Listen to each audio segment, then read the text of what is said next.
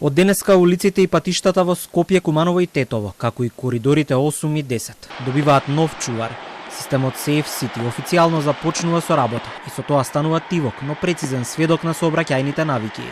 Преку мрежата на камери, системот автоматски ќе детектира и санкционира 4 најчести прекршоци: непрописно паркирање, возење со брзина над дозволената, минување на црвено и управување возило со истечена сообраќајна дозвола.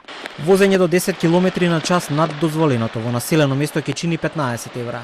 Ако стрелката се помести од 10 до 30 км на час, казната ќе расте на 50 евра. Но кога брзинометарот ќе избега од контрола и ќе надмине од 30 до 50 км на час, казната е 300 евра, плюс забрана за управување на моторно возило од 3 до 12 месеци. Надвор од населено место казните се од 20 евра до 300 евра.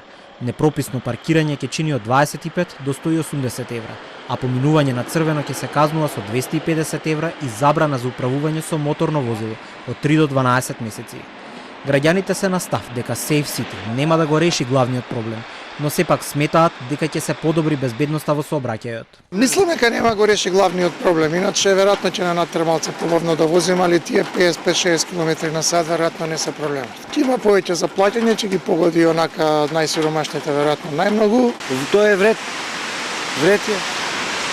Сметате дека ќе се вразумат малку дивите возачи? Би требало малце време, али сигурно. А треба време. А казните мислите дека се доволно високи? Тоа не знам. Зависи за кого. Камерите ќе мерат брзина со толеранција за да се увери јавноста дека целта не е казнување, туку спасување животи, велат надлежните. 6 км на час е максималната отстапка за казна за надминување на брзината на возење низ град. Постепено, како што ќе се навикнуваат возачите, така ќе се намалува и тој праг на толеранција.